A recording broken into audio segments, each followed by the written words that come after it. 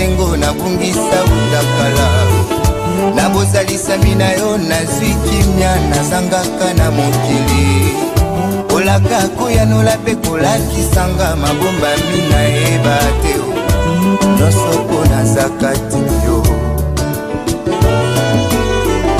na lisolo na biso mibale obombelaka ngai eloko te nyonso zuwa na tata olakisa ngai moto tokoma baninga onetolanga moninga na yo nyonso mpo nazaka te na yo esanga kombo ya sika mosantu kati na yo papa nanga yondela simbangi mpona seko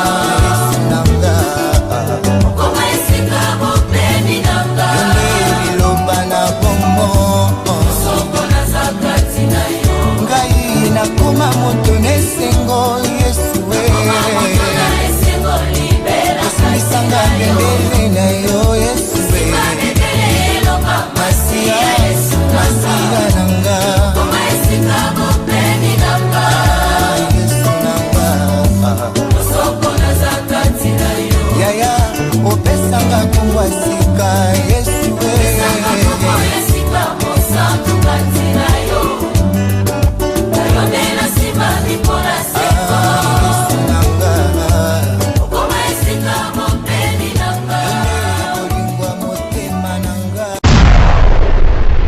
baïbenga na kombo John Poi parce que tant on beta guitare solo nazaki ko beta guitare à blague té ba tout musu ba benga ordinateur 48 mémoire tant on dit bon on a tuni ah yeso alinga sikoyo eza problème ni ayeb singa bité na ye awa pona ko zo po nzamba tininga na joyo succès nanga déjà zalaki moi ba suki ozo kalinga moi bien lelo nzamba salinga Élysée ndé na ba 92 93 na ko conscience penza que il faut na sel ensemble na chrétien.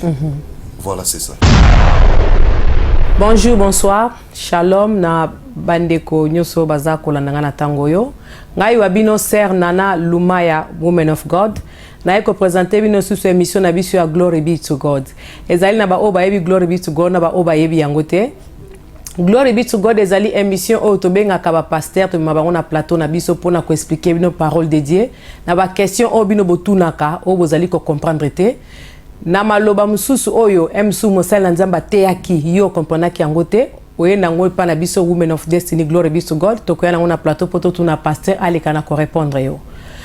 Mais mukona lelo ezali nde témoignage ya pasteur munene na kati ya mboka ya Angleterre boleka suna ko découvrir tangu yemo ko se présenter toye ko tuna témoignage ne pona nini parce que lelo toza ko mone belé ba telemi na kombo na Nzambe baza ko telo ba na Nzambe esika bango ba bandaki to yebite eza malamu mingi ba na Nzambe ko yebaka mosali na yo abandaki ndenge nini akutanaki na nini eloko nini salaki po ye aya mba Nzambe yango lelo toye na pasteur na biso oya munene na kati ya mboka UK boleka na ko découvrir tangu to sa micro et puis toko sola isusu na ye muke na kati ya Glory be to God à part biographie na ye na suka lango pe toko sola isusu ba question mi balé misatu po na Glory be to God sans plus tarder na ko passer micro na pasteur na biso ye moko ko leka na ko se présenter pour leka na ko découvrir. Bonsoir pasteur. Bonsoir maman Nana. Miko ezepa na yo soko répondre siko bandeko la minute ba leka na ko yeba olisusu. Amen. Kolo azolokumu, moi c'est votre bien-aimé le pasteur Joël Longo. Oyo tozali toujours na kati ya manda ya Nzambe tout ça musala Nzambe na Jesus the King Ministry o to bien en français to ba Christ est roi parce que tozana na clan ya Christ est roi et pas o ngana bimi na ministère donc église na pseza Christ est roi awa tant en Angleterre tant toujours ça là ba démarche nyo sopona église vanda alors senga ke to tia comme en anglais pour epesa pe kimi na mboka eska to vandi et on to bien en Jesus the King Ministry c'est-à-dire Jésus-Christ est le roi dans notre ministère. Amen. Donc kuna biso nyo sotoza ba adjoint c'est Jésus-Christ qui est le titulaire. Donc voilà toujours travail na méthode wana o nzamba permettre biso to ça musana ye. Alors église ezana site à Londres na Kennington adresse ezali de Centenary Hall Cottington Street Kennington SE11 4RZ. Donc numéro et téléphone P ezali 074 81 pardon 074 24 81 18 voilà. Amen, amen. Merci mingi pasteur na sepe na nzamba zo lokumu na na ko ndima invitation na biso ya mukona lelo poza ki na makambo ebele pe ya kosala mais on ndimi wa ko répondre na glory be to God. Na kanisi bandeko balanda kabiso mingi na website na biso ya www.nanalumaya.com. Basi balanda pasteur Joël asi aleka déjà o ezali so mbalami balé poto ya na plateau mikoleko ya pe bokoleka suna komona ye. Pasteur Joël azali nani? Azali célibataire, azali marié, azali à part Moussel Nanzambe tolingi to yeba penda identité na yo papa azali nani. Merci maman Nana encore une fois de plus pour la seconde invitation. Il y a glory be to God vraiment naza reconnaissant. Toujours dans le baka o eza privilège koya koleka na mission elongo na bino boye koyeba kopesa peuple nzambe la pensée de Dieu et puis ndenge nzamba lokota ki biso pe ya chips na kati ya musana ye. Alors pasteur Joël n'est pas un célibataire. Pasteur Joël il est marié, asa père de 3 enfants. Moi si na ye kombo na ye mama chouchou oyo asa ko kosunga vraiment musala nzambe kende liboso vraiment kolo apambola esi kozali et puis naza père de 3 enfants. Donc voilà oyo nzambe apambolinga pour le moment yango. Amen, amen, amen, amen. Pasteur Joël Azali et colonie Ozali gabonais, camerounais, congolais, brésilien. Et ça très important parce que nous sommes des chrétiens mais il faut source na ezala original ezala. Christ azala kinzambe sengela ka luka source moko. Alors source wa luka ki na tribu ya Juda. Alors ngape na source nanga na zona tribu mibale mais ba tribu mbela to découvrir en lelo. Amen. Papa a la tribu ya Baluba, maman a za Mukongo. Donc voilà un peu et pas inga na wuti ya ngwa. Donc papa na za Muluba, maman na za Mukongo. Donc na za Muluba. Amen. Na côté Baluba, na za pe Mukongo, ceux qui na kepa ba Congo. Okay. Na za pe chrétien, tant on a za na bana nzambe. Amen. Donc voilà. Amen, amen, amen. C'est qui est passé Joël. Amen. Nzamba za lokumu. Pasteur Joël, lelo baza ko bengo pasteur. Oui. Pourquoi ni baza ko bengo pasteur? Bon. Na yebitena répondre à un mot ou bien à wuta na ngona source. Bon, pourquoi répondre besoin nous pasteur pourquoi ça pasteur? Pasteur n'a pas pasteur parce que Dieu a voulu que je sois pasteur. OK. Apona kingai asali élection na ye amoni que non, na sa capable osa musala na ye. OK. Aponinga babenga nga pasteur et non seulement pasteur ya kombo mais ordonné, consacré et na juma futa na 2001. Pardon na 2000. On a juma futa ba bondeli pona ngai na koma pasteur lelo ba présenter na liboso batu. Soy ba image ezalaki ambena ela ki yango pe na projeter mais nzamba salika ngolu e mona ntem ko les problèmes. Amen, amen, amen, amen. Na kanisi bolandi pasteur Joël a répondre biso pona nini ye azali pasteur. Pasteur Joël ayambaki nzambe ndenge nini? Merci maman Nana. Pasteur Joël azali mwana oya botami na famille chrétienne. Donc to botami na kati libota ngai na famille nanga na yebaki ba parents nanga ba lexingelo mususte. Si ce n'est que le chemin de Dieu. D'autant que tozokola na bando comprendre makambo bazo mema biso na église na yebeza na mama moko na mboka oyo mama na pesa respect mingi passer la voix et si ko zali mama nanga kola pambola yo mama la voix amemanga na Mukongo pona musala nzambe mama la voix na ba mama na biso ba travailler une équipe na nzambe malamu donc pona édification au peuple de Dieu. Donc bango bazali na musala wana. Parce que biso to botami tozo ya ba on mema biso l'église. Tant to bandi ko koma kokola to bandi ko comprendre ba réalité à vie, to comme ko yeba mabena malamu ale et comme na moment moko moi nzoto esalaki. Donc na chorale nga nazaki choriste na chorale A ba o ba bi église ya Nzambe malamu na Sukambundu epa ya Mamuchingu tatobenga ngo bongo. Mamuchingu tawana za tata mwasi nanga. Donc église ezaki na lopango na veni Sukambundu numéro 36 na quartier 3 Masina. Donc église ezalaki wana epa iwa biso to koli na kati église wana. Et tant komi na moment moko na ba année 87 na monisko ke maturité nanga penza e koki na ki ozo baptême. Mais en ce temps-là, nous avons yemba na chorale A. Parce que na kati ya chorale wana, nazota la guitariste nenga betaka. Ngam nazako simba seri wana ba instrument ezalaka te na l'église. Bazako utiliser système à radio na ba micro mo ezaki à sans fil les autres djembe la mo singa, ba communiquer na ba radio ya ba ezaki mo radio na kati bafle koto yo, aller passer à oloba, ba tia on a kota stéréo pour son ebima na batu bayoka. Parce que ngana nazako simba la guitariste et micro so azobeta guitare pour son et bimana ba baffle c'est là ba guitare ou zalaki à moi jaune rouge ba guitare almaz tant tozo chasing ni micro na guitare nazo talaka do misu nga ndenge guitariste obeta alors et yoko sala ke na banda kolanda ka ndenge guitariste obeta po nga pena bando copier na bando beta guitare et yoko sala sikoyo ke mukolo moko ba déposer guitare na jo guitare na bandi ko meka ka bason na meka bason ti na bando zo bason na bando kangisa ale jour musu na sala ki ba grand frère exploit ba oze la guitariste yete nga na zo guitare na komo beta yo beti guitare kana bi maintenant nega ba beta na monaka yango nga pena beti yango à dater de ce jour là na komo beta guitare so tala bando beta guitare papa ti e comme na baba ne 87 na yo zo baptême tant on a joué baptême déjà ko beta guitare on a ememinga musika. J'avais un ami Blanchard Kabanga en France. Cet ami Absinga Bino na moni ba frère mo ba beta musique et tout ça aucun ne rejoindre ba on ma tête. Na ke na ma tête na ke rejoindre orchestre moko tobe yango Lola Star na Debonom na Sainte Trinité. Na ke wana de place na bandi carrière musicale. Donc nazo yapo au mon na place na commune chrétien. Na bandi carrière musicale wana tozobeta na Lola Star orchestre Nzambe. Alors ezaki mi balé Lola Star junior na senior. Alors biso ozaki na junior.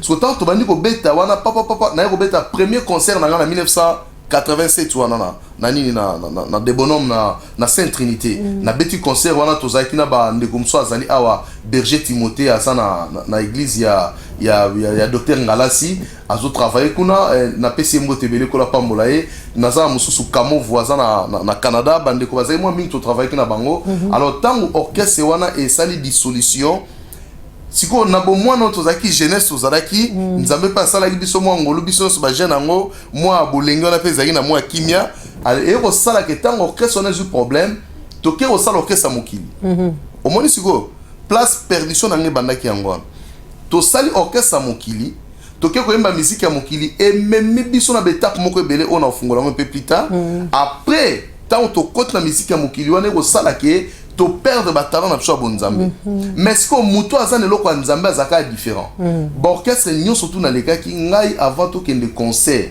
avant to bana répéter photo sambela surtout sambelité to ça le côté alors et comment le roi bazou ça va biquer mais yo aussi c'est comme ça que les locaux na l'église c'est que nous a passé que comment passer tika biso ça na biso comment yo makamno surtout il faut prier nga bino so prier les athées na ça le côté alors tellement bazaya ko ndimango et ko sala ke na bana ko évoluer ndengwana mais comme na moment moko boye ndeko moko aye ko zwangai le frère Pobidon Karl yé aye ko zwangai sko na musique ya mokili ameminga na bonzambe ba détail wana so na pesango tango ameminga na bonzambe na 1992 93 comme ça ameminga sko na bonzambe de place na sko ko yamba yesu bien.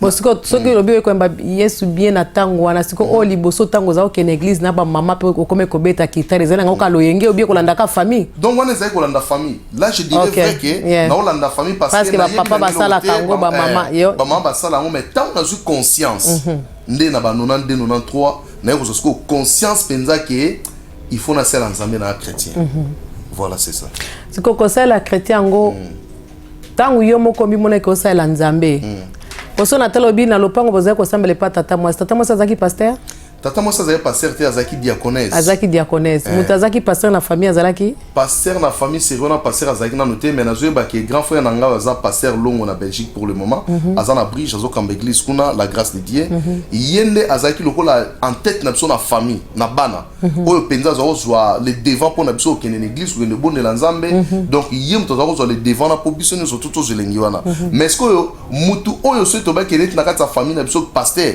et quand sa maman na biso po yende penam tu asala ki réveiller kota na famille même papa zaki na sima maman donc makamu nyoso maman zolo bana ndako zo kokisa matomo na ba accomplissement moko ne mususu alors maman de penam tu fala za kutu pasteur mais maman tika za pasteur te grand frère o azala Belgique pasteur longo yende muta comme pasteur muta liboso na famille alors ce que biso so bandi wala na nzela na ti na ndenge oto zalelo siko lelo soki natali mama muta telemanga na liloba na nzambe kati na ndako oui maman muta telemanga soki mama zaki na bo moi lelo likamuni ko yebisa ye en tout cas soki maman nanga zaki na bo moi lelo nanga ina pseka na nanga na bane mama nzambe afungolela yo lola mukolo oyo akozwa yo oleka quelque part te oleka directement na mboka na ye parce que eloko yo maman perception na famille c'est une richesse infaillible donc oyo kotika la jamais kobeba na vie na biso amen eloko maman tikela biso yango amen amen donc nayebi ke aza na kimia so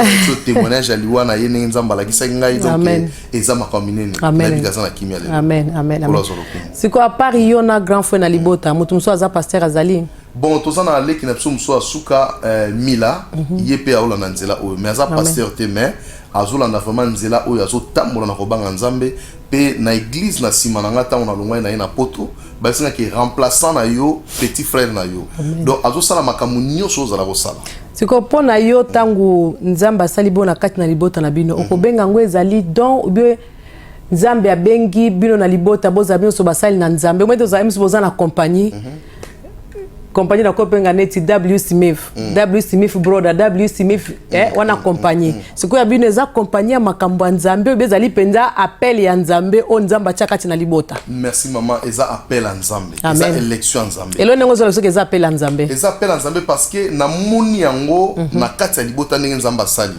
parce que maman nanga atanga te maman na biso aza bato bazali na ba période na bango mona atangaka 2e primaire mais ndenge maman aza otanga bible ndenge aza ko expliquer bible ezolekela biso mais maman yo lobi otanga te osuka na baba 2e ya série na bino wana mais ndenge ozotanga bible makasi bo abi mwana nga soki ozosalela nzambe saint esprit opeso ba capacité nyonso possible pour convaincre mitema bato bayebake o eza impossible pa ya bato mais eza possible pa nzambe donc maman comme na dimension moko ezolekela biso même prière à maman toza komona ngo très puissant ngai na bainga bakatanga loboko o ya gauche na saki accident na matadi na kwa na vélo loboko ebukana clavicule tout déclassé alors hôpital ba déclarer qu'il faut bakatanga loboko mais tant on a na Kinshasa maman nanga abondela pona loboko oyo na ken hôpital babike moye bakata mwezate loboko na ngeza ya bomo amen amen amen nzamba azwa lokumu na zomona nzamba lekisa bino na ba preuve belé eloko msule ngaki na tuna eloko nini penza tangu combien de temps ezwaki yo po yo obongwana ko kena musique ya mokili na oya lisusu kozonga na bonzambe ezwaki yo combien de temps merci maman nana wana skona kena ngo étape par étape pour te comprendre depuis 87 sti to komba 88 89 na tiki matete parce que biso to botami na bana masina o babenga bana masina donc tant on a boye bande ko masina ba yebinga très bien mwana na bango masina quartier 3 nazaki commandant général na école Malamba ezana juste pemé na ndako na biso donc batu ba yebinga na kombo ya John Poi parce que tant on a beta guitare solo nazaki ko beta guitare à blague té batu musu ba benga ordinateur 48 mémoire bazobenga ngai les grands solistes wana na mokili na 1992 na bimaki maire soliste intercommunal donc ba orchestre quartier tozobeta na tous les 24 communes na bimaki maire soliste na 1992 alors ce que kama succès wana ngana katsaki ya onde vie alors na le cas na mon orchestre belé na kotanga quelque orchestre parce que exact témoignage na ngana pesa pour édifier bana nzambe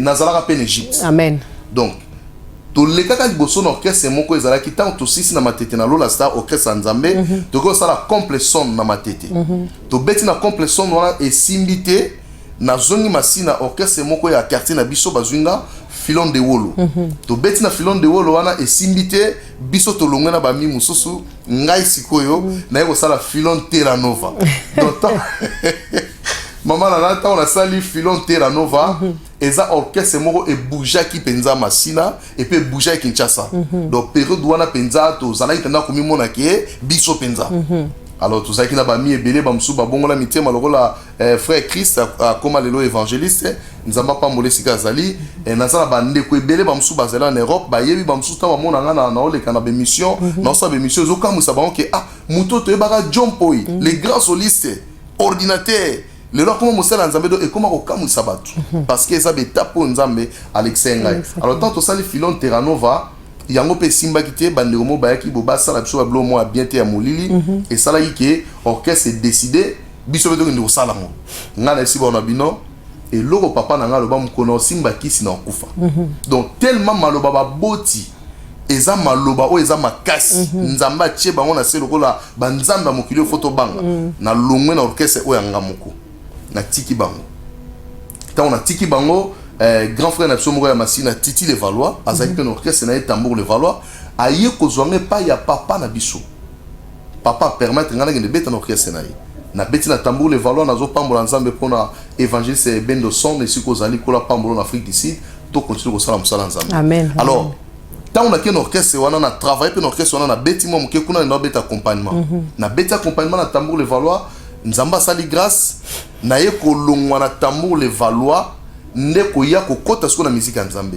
parce que tant bazo tindelanga même nazo zo même mitu trésor ozonga na ndako na ke répétition parce que ya na biso na quartier wana titi le voilà batumi bayebi donc c'est un bon monsieur tout ça mais nazo senga nzambe sika zali nzamba toucher motema no grand frère ozali pas moli vraiment tokuta na chemin opo lobby to se pena bokonza likolo. Amen. Alors tango na yesikoyo kokota na orchestre wana siko kolongwa na ngeza kindeni tous un frère moko pa na biso frère Paul Bidon Carl. Alors frère Paul Bidon Carl alandanga na télévision nazo lega na TV nazo sala ba commentaire na biso ya musique ya mokili nzambe aoyebisa bike tala mwana mobali wana aza mosali nanga siko ndeko wana eloko nini asalaki po aganyenga na mokili akomaki kotindela nga voiture na ye ye moko na liboso aye na ndako parce que frère Pobi wana na azaki frère en Christ ou bazaki pe dans musique ya mokili. Ah OK.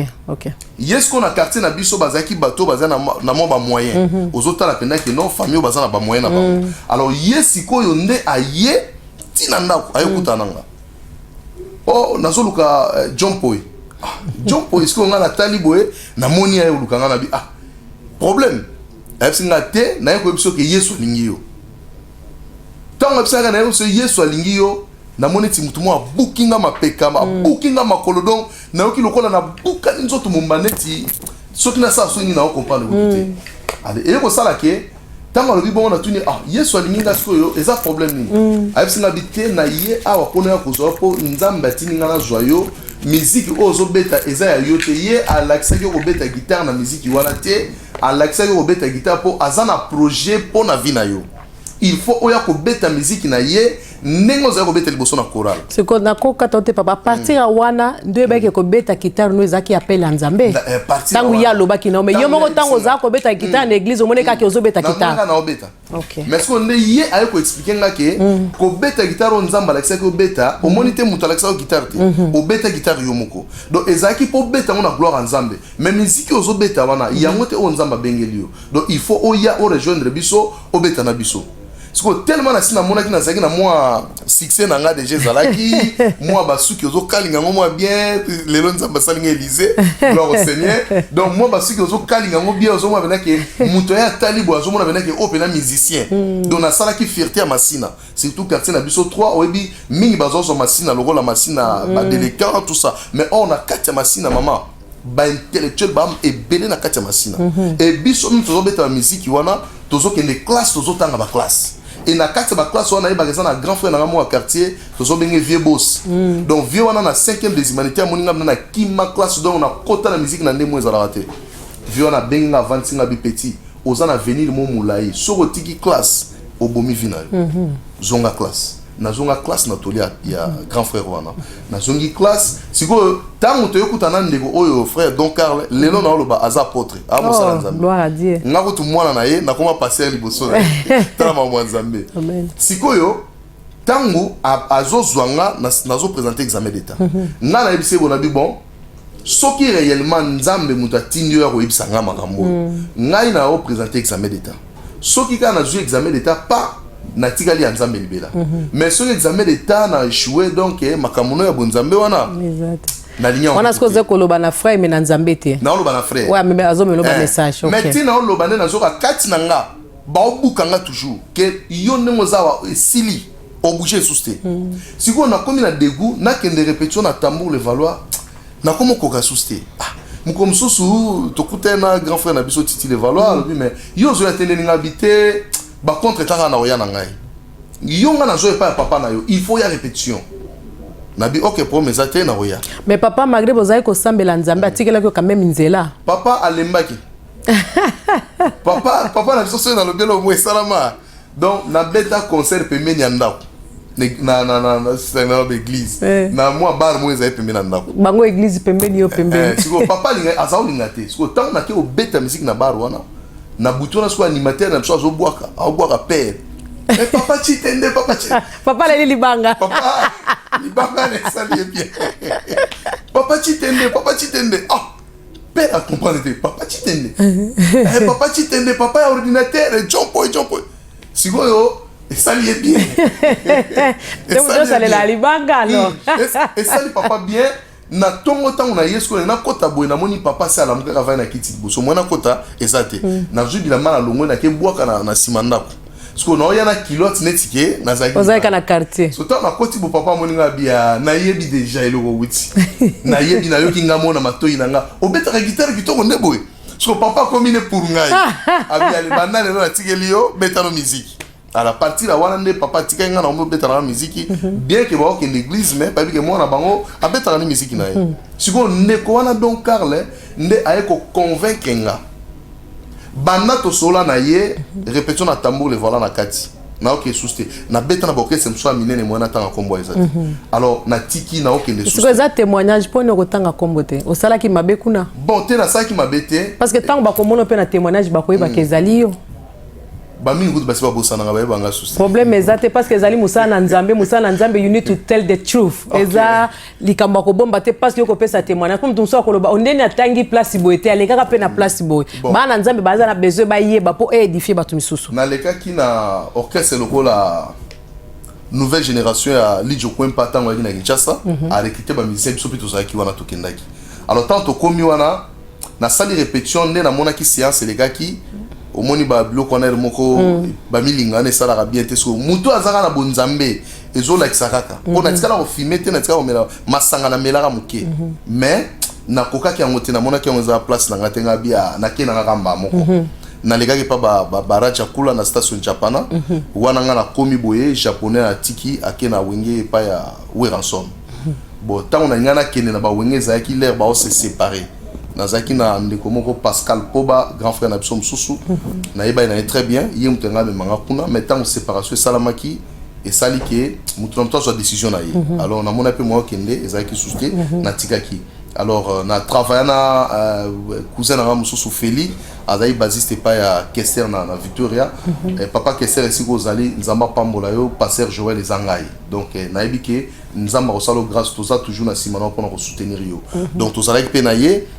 Tango zaki pe na makamba mizi bazo benga Joël ou bien Joël na bonzambe na ko expliquer biso bana nzambe boye bana ni kombo Joël yaki amen amen kombo ba benga yaki John Boy OK donc avant ba peso John Boy na musique ozaki nani liboso kombo na nga yango Joël kaka John Boy tina famille donc papa na maman bazo benga John Boy donc kombo na nga eza mulai wow kombo na nga eza vraiment mulai donc na côté ba kombo na za na kombo na côté ba lubana na kombo wow donc Chitende Boy. OK. Longo Bondo. Donc nyonso wana na kombo nanga. OK. Ozomona. Donc mingi ba binga na kombo na Chitende, au mona na école Chitende voilà. Donc c'était comme ça. Alors na Big Stars na les karape mais na salaka test été. Na yaki na koti na moni séance à répétition des au passé. Na monaka na zay convaincu mais j'avais un ami au za travailler na bango ati akufa za souster na vie. Vraiment que son âme repose en paix azali soliste kuna na leka ki wana koleka mais toyeba bande comme susu tokutana bango topesa na rambote pourquoi pas alors nde sikoyo tango na longwe betape wana nyoso tu na komisiko na étape ya suka na succès na tambour le valoir parce que c'était prévu na ki na empire bakuba po ba ko beta e pa na biso na masina soliste Boeing 737 après ça la guitare na beta na masina na ba 92 na beta na masina et ça la kutu pagaille net za rolo ba ba jo tira mbongo tina ndako papa zo comprendre mais mbongo ezo ebele na ndako zo ka na bité lobi na beta ki na empire bakuba donc yangwana ba mbongo zo ya bo abi oh mais on betika pour mbongo zo ya po mbongo koma ko yena na ndako na ndemo okondimati parce que au moni diable apia mutu sukali po benda yo a bendo male so tonga na mona neti ba mbongo wana zo na mona ndileke po na nga ça va mais oh ezaki yangote amen tango donc Carla ye azinga sikoyo mbala moko ameminga na Exode International Exode International ezali chorale moko instrumental oyo e beta ki musique moko vraiment tout cas tu beta ba louange kuna ya osaganate donc ba période wana na zo ba période muso ezalaka tozo beta ba concert tozo kutana ba frère Paul Balenza, tozokutana frère Koul Matope, frère Rino Vumbi, donc na ba convention ya Bishop Mwanza. C'est là où je me suis connu avec le Bishop Mwanza. Parce que Chorale Exode International, toujours une rebête mingi une église à Mouvenda et pas à Bishop Mwanza. Donc sikoyo, quand on a continué orchestre, on a ba pesinga album moko boye, ba beta ki me et rataki. So fona bande la ba solo ana pona une beta en studio. Oh soliste ba beta ki yango azaki un grand soliste. Na zwa biloko na travailler pendant une semaine. Na beta yango tout complet na bakisi yanga. Toké na studio na beta nuit moko na beta 8 chansons complets. Donc on a ingénieur à Kamwe. Donc ça est là moko même ba évangéliste Dani Mungongo ba bi musique n'ezala. Donc au beta banzembo 8 na nuit moko eza facilité. Parce que na kin tozana système à travail, o lamuki na 7 heures. Guitare na scène zetali dame. Banana bandaki 7 heures, papa par répondre ngeza na meliti. Na silisi na zongeli guitare, papa par répondre ngana ke olia. Na silisi kole na zongeli guitare, ti au moins à 20h21 na ke olala. Parce que combien la souplicité ezaki na misapio. Donc na facilité obete loko mutuno sa obeta avec beaucoup de facilité.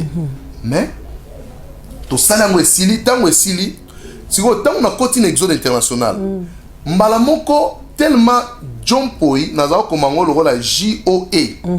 Ya Joe Poi elani na sima. Parce que tango John Poi a oke jazz a kufi. Batu ngana za raté na kena émission moko boye, mais émission pe raté na télévision.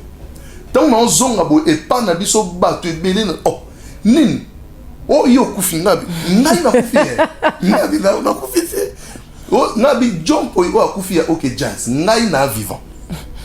Osomona na ye wana na yekuta ba ser na musu ba oya na ndako ba olela nini oh mais yo kufi ngabi na kufi na vivant John Poi o kufi mususu ay wana pe étape wana eleki siko kombo wana John Poi na za komelango et comme siko ko ma changer ba to mo banga Joe Poi. OK Joe ti mu komo na vandi boye na zui Bible tant qu'on a fungoli Bible na tombé na livre à Joël. Tant on a tombé dans le livre à Joël, les mêmes versets on a tangaka yango et changea makambo vinanga. Amen. Donc tant on a vu verset wana nabi comment expliquer ça. Donc balobi boye na Joël. À quel soit le livre en Joël azalaka pemenya. Na ce livre à Joël, bon, sera azomona été étalé c'est son problème. Ngana olobela ya kimia akeo bomba masego. Donc maman nana tant on a vu le livre à Joël na fungo na 2:28. Habite dans les derniers jours, je répandrai mon esprit sur toute chair. Amen. Vos fils et vos filles prophétiseront. Amen. Vos veilleurs auront des songes. Je répandrai sur mon esprit sur mes serviteurs et mes servantes. Parce que quand on attend le verset wana, nazo comme nous so ipsanga dit que verset sur le belolo côté. Et sur le belolo côté d'abord comme on a yo wana ya Joé et banda le comme Joël. C'est alors que comme Joël est robot à ma sœur. Parce que tant aux autres la Bible. Tant on entend la Bible. Parce que nous avons mutalobela que ton Saint-Esprit. Pour changer comme. Ça c'est dit maman. OK. Na kanisi Joël yangwana 28. Livre Joël chapitre 2 verset nango 28. Yo kanenge Joël a olobana biso a. Alobi boy. Abi après cela, je répandrai mon esprit sur toute chair. Vos fils et vos filles prophétiseront, vos vieillards auront des songes et vos jeunes gens des visions. Même sur les serviteurs et sur les servantes. Dans ces jours-là, je répandrai mon esprit. C'est alors que Nzambe, les mêmes jours, nous avons parlé aussi sur le ministère de la femme. C'est comme moi ça côté côté. Moi ça côté à terre. Bati kaba mama kimia basale la Nzambe. Toza sous na tante oloba pour moteur ko pekisa mama sala Nzambe otala vie na yekutu mawa. Batika ba mama basala Nzambe na kimia parce que Nzamba lo bien nabi moi ça koki côté le maté azotea mobali na ya vandi na kiti ya za côté. Il faut ko yeba makambo o Nzamba lobi na o mutalobi. Ça c'est Paul qui disait dans l'église à Corinthe que je ne permets pas à la femme de se mettre debout de prêcher tout ça. Ça c'était Paul. Mais ici c'est Dieu. Ce que toroto ça Paul toroto ça Nzambe. Amen. Amen. Il faut faire la part des choses. Jamais Christ a dit que la femme se taise. Christ était dans une femme samaritaine. Il fallait qu'elle soit wana. Mais moi si wana kimi mbango qui ko évangéliser. Ayebisi batu boya na moni mutoyo o balobele so na basakoli. Ba ye pona ni te Christ se ba bozonga parce que moi si muta bengi bino. Il fallait que ye moko Yesu akende ou bien tinda ba disciple. Mais batika moi si asala musala Nzambe parce que Bible lobi oyaza pour celui qui est pour nous n'est pas contre nous. Ce moi ça zote évangile pour Dieu, elle n'est pas contre nous. Totika ba mama basala musala nzambe na kimia au nom de Jésus. Amen. Botika confusion na o eza temps ya kopesa liloba nzambe na clarté bana nzambe balongola be kai na misu ba mona pe musala nzambe kende liboso. Praise God. Gloire au Seigneur. Amen. Et c'est alors que nzambe a ko changer nga kombo à Joël. Si ko tellement John po ezalaki kombo moko et côté nga mingi na makambo mokili so na nation muta benga na kombo John po eza lokola bâtiment zo benga Jésus fils de David osomona donc ayebi source à Jésus fils de David donc so muta benga John po ilelo na mona ko ndire mutu ayebi nga en Égypte ayebi nga na Canaan. Donc il faut na découvrir personne. Alors c'est alors que esala ki ngai kombo wana ya John po et nazala ezala enterré parce que Christ est montant azo benga ba disciple muso a changer ba kombo azota la kombo o ezana malédiction a changer a mususu donc ngapeta nga bengi ngai directement changer nga kombo na komi na Joël na zu kombo ampoyi wana na longoli yango na tie longo na bisi kombo longo Joël longo parce que longo c'est le symbole de Saint-Esprit, donc sainteté. Amen. Donc yango kombo nanga so komi Joël longo. Or Joël signifie l'éternel est Dieu. Donc Nzambe azwinga sko na kombo ya l'éternel est Dieu. Donc oyeba que c'est moi qui est ton Dieu. Oko tambola gauche à droite nyonso oko sala mais yeba que c'est moi qui est ton Dieu. Parce que à partir de kombo o na lobi OK gloire au Seigneur donc c'est que naza mwana Nzambe. Amen. Skoyo na kati ya Exode international ne place conversion nanga totale ego salama na passé ba kirdam nanga na passé ba délivrance nanga na comme travail na kati ya orchestre wana bon tous en bien choral parce que série wana pe choral ngo ezalaki ba instrument ezalaki un peu rare ya ba instrument ezalaki ndara tous un instrument ya kobo ya tony na verkis donc ba instrument ezara mingi wana sko pose instrument beta concert il faut zala mais nzambe so ko sala grâce par Bishop Mwanza d'estimer une église naïe et comment permettre surtout de se produire pas naïe. OK. Surtout tu m'as se produire pas Bishop Mwanza ne comment ça la Bishop OK ah bateau ba binga la musique ya mokili ba mota bi oh frère wa bongola motema frère wa bongola motema na bongola na ngale ja motema na koma na ngaya Yesu. Amen. Ale changement look nyonso tu ya mokili na longoli yango na koti luka sika ko kalinga suki na tiki suki zongi original mais moi quoi fakimia pour balancer base na kimia. Amen. Amen. Na sepeli penza nzamba za lokumu ezali esengo mingi po soki nalandi malamu makambolobi basali nzambe mingi bazaka na utaki na famille pauvre tozaka kolala nzala sapata kolata na classe ezalaka te oh bona bango nyoso ba utaka nzamba lokotaki bango bongo mena kumisi nzambe koyoka yo na ba musique oyo lekaki lelo nzamba sali yo grâce okwe mosai na nzambe siko bandeko o misusu bazana musique wana nde batu bazali ko condamner bango lelo poso totali tango zaki pe kuna bandeko su akape ko condamner bango siko pourquoi batu bazo bamba mabanga na tango so na monyo mosai na nzambe munene kati mbonga Angleterre ozako sala misala ezali ko parce que lelo bandeko o misusu bazako kondane baba na musique be bato bazana musique conseil nyoko pesa bango mtu mso azape na musique azoka soni po ya kosambela conseil nyoko ko pesa ye gloire au Seigneur maman nana na sepela mingi na ba question no eza ba question mo pona ko édifier peuple nzambe. Amen. En tout cas eza sagesse on ko la pesio tika kombo nzambe eza le na gloire à Dieu, merci. C'est parce que toi na glory be to God. Amen. Amen. Ngai toli na ngeza raboy bandeko o ba beta musique wana basa benemi na bisote ce sont nos frères.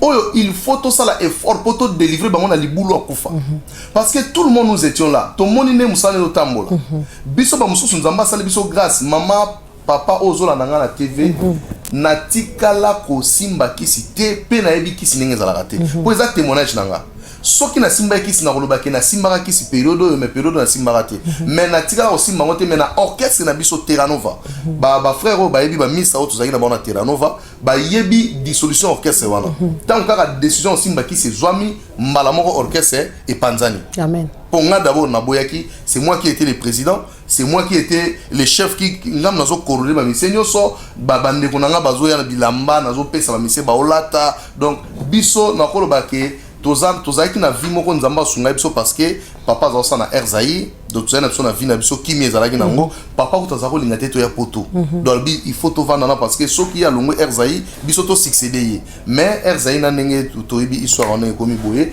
nzamba sunga mboka na biso na bete nzamba saka likola mboka na biso pona pambola donc sikoyo ko sala ke biso sikoyo tangu Oh Jésus. Ozolobela bandeko bazali ko critiquer bandeko baza na musique. Bandeko ba critiquer bandeko ba na musique. Tous un nombre d'exemples le là papa Carlito Lassa. Genre papa Fataki na France. Na landa ba témoignage na ba. Donc à koutane lokola a beti musique na épée lobby a épée église ya koyema. Ata batu ba boya ye mais pasteur tellement Bible bengi biso ba berger. Un berger c'est quelqu'un qui a un grand cœur, a ebi ko supporter, a ebi ko kota na kati ya problème a mutu po apesa ye solution. Mais lokola ba sala nzambe bazaki na patience wana, lelo to mona eze sengo na biso ko mona papa Carlito. Il est converti dans le Seigneur. Amen. Soki tolobito sundola bango et oza passe banso ba bikate. Bandeko batika kotonga bango batika ko mona bango batu pamba. Ce sont nos frères. Baza ba Satan, baza ba to diable. Toki ma bango te. Parce que toki mi bango ba ozolobi ko wapi. Bible lobi nzambe o sepena kufa mutu mabete mais alingi mutu mabe abongola motema po akota na sali. Soki biso totiki bango et oza passe. Ngana tindela bango ba message. Amen. Natinde la bango ba message ba yebinga très bien. Est-ce que ça la verset pe o ezali na Bible eza kolobela ke nzamba ya pona batalolenge wana? Oui, verset ezali parce que eza Bible eza zamba munene mama. Eza na verset o Christ aye pona batoma sumu. Aye pona batoma lamuté. Donc pour batoma sumu ba alors bande kona biso wana, ce sont nos frères parce que nazana ba mi musu bazana tilelo. Lokola bon basé belé to beta na ba musique on a tilelo bazawana. Tozo bonde na nzambe pona ba on se peut to kuta na bango to te ya kabango que nos frères okolinga pe kokangala bango pe photo bovandi pe bolie. C'est mon frère maman. Amen. Non qui me ponani. Qui s'azolia na batumabe. Amen. Pierre akendeke pa Corneille. Ozomona Corneille azaki païen mais soki nzamba tindi mission pa mutu wana il faut ko kisango. Naza na frère mususu pa yebisanga bike papa ngai mission na ngaka ti musicien oyo tel akobongola motema ne motema na ngikiti. Donc frère wana tokuta na eza musicien mo munene na Congo. Donc ye abondela ka pona musicien abike ti mukola obongola motema ne motema na ngikiti. Amen. Tozomona pe ba fouiller za na bamsu ba bonde pe pona batu ba fouiller zomona lelo ba bongola tia baza dans le Seigneur. Donc to sala mo va bande kona ngai totika bandeko te po biso no tozala kuna totika bango te to bonde la pona tina bango nzamba sala bango grâce bango pe ba bika lelo ndenge biso to biki. Ça serait une grande bénédiction. Amen. Merci vraiment pasteur.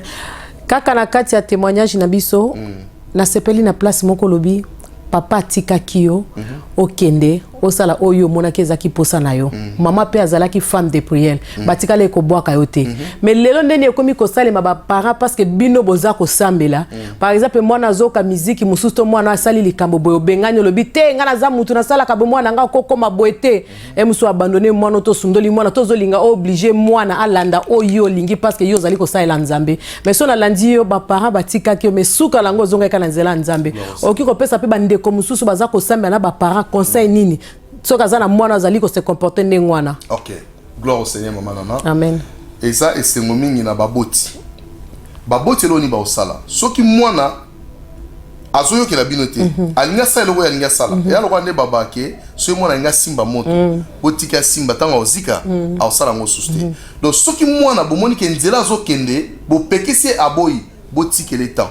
Binosko bosani parce que ngana monaki bien que batikeli nga temps mais papa na maman bazaya ko changa na prière que mwana oyo lokola eloko nzambe ya kati na etia kozonga bakoma ko bondela pona tina nanga yangwana partout na zao kende na zaka bloqué bien que j'étais bien aimé na ba patron nyo soborke songa na lekaki mais problème ezalaki que mais lelo ba problème so bakoma ko ka sona zo kisabiso soni to ba tuto sambela ka mwana ya pasteur mobimba mwana mama na sambela ka église diaconesse mobimba ba senteye ba zongi siboy maman na ngaza présidente ba maman na kati église et puis maman na ngaza ko teya papa na ngaza la ki bien que na kati église mais ba moni ke mwana oyo alingi asa na makambo to tikele temps ba tikeli nga temps na sali musana ba tikala ko yoka soni na ote ba tikala ko ka soni na ngate na sentate na vina nga amen po ba misuba koma mwana soni ayoka kate ko kene mwana pasteur mobimba mwana diacre mwana mama pasteur bazo ki sabiso soni ba para ba koma ko yoka soni parce que bango ba sambela ka mwana bango azali ko tamba ne bango ba lingiti mama nana eloko esala ngai esengo na ba para na ngai yango wana encadrement amen. Nous étions très bien encadrés parce que l'éducation na biso nga roloba papa na biso na maman bazwa ka repos parce que grand frère nanga oza passer na Belgique passer longo donc yende aza papa nanga lelo oyo pena papa nanga lelo na roloba papa nanga inde eza passer longo peso aza na Belgique donc yende encadré biso apesi biso éducation akolisi biso donc famille mobimba baleki nyonso tozwi éducation na ye parce que ye moto aza koveille azwi neti place ya baparent siko papa na mama bakomai na repos bango mosala moko babondelaka siko grand frère nde aopia biso encadrement soki mpo salaire fimbu donc tozolia bafimbu na biso na ndenge ya kimia bambata mpe na ndenge ya kimia toza mwana nga mpe liboso akoma ndengo na mama osala mosala na nzambe ye azotekere na ndako aoza contrôle ya ndako c'est ça yango esalaki biso mpenza force oyo toza nango lelo sikoyo ntango na kotaki na exode international tozalaki na paster moko oyo azalaki kokoya koteya biso kosala biso baservice ya prière tout ça comme on eza paster Némi Mpiabungu sikoyo paster Némi Mpiabungu ye ntango azoya na orchestre na chorale président na biso na Donkar la zali ngate to bien orchestre ya zo ba to bien chorale po eza makamwa nzambe donc chorale exode international to beta musique chorale instrumentale parce que passer on attend yaka abonde la rapport na biso to sala ba veiller to sala ba jeûne ba retraite et tout ça donc yem to passer na biso na kati orchestre na kati chorale parce que eye ko sala ke mukolo moko na kati veiller pour nga sikoyo na komoko longe pa na biso tellement bon nzambe sikoyo na ko yokango elengi na tiki kola le pa na biso na comme kola le pa ya dirigeant na biso frère Don Carle azana album ya frère Mombaya o basala ya ceux qui pour na Congo quelque chose comme ça on nzembo baemba popo ochaki tembe wana te baemba nzembo o ya nzala na Somali nzala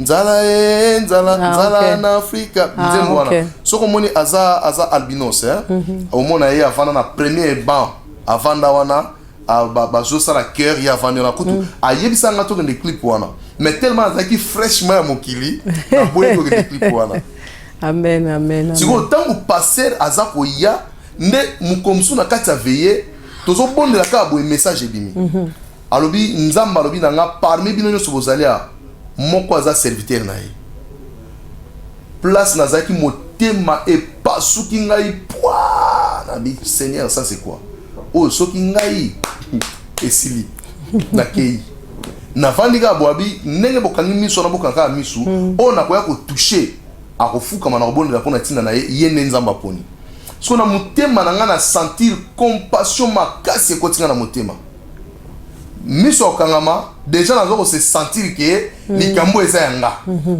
namona kaka passer aye azwi ngai tanga azwi nga chinga na kati ya cercle bandiko basimbani maboko bakangani boye abondeli pona ngai esili tango asilisi wana na nini wana na nona tokomba 94 95 OK tanga abondeli asilisi nalobi makambo échanger niveau nga na yela kiawa et comme ce niveau mususu donc c'est comme ce problème na luka solution na ko sala po na dévier bateau makambo yo et comme ngati na ko beta ba calcul nanga nzoko ba calcul nga zo beta ya ngo denza ba beta nanga na bi OK tant to silisi to vandi sko libanda to solo la moi era break to zo solo la na zo ça sko dirigeant abi comment passer wa yega mbala moko albano ba kinga na sana ndo kwa nzambe ndo kwa nzambe ngeza kilo woni Yesu alisema bien Joël Vanda malamo kombo Joël les yeux en plaie abi Joël Vando et makambo yote yo tala kaka roni nzambo osala yo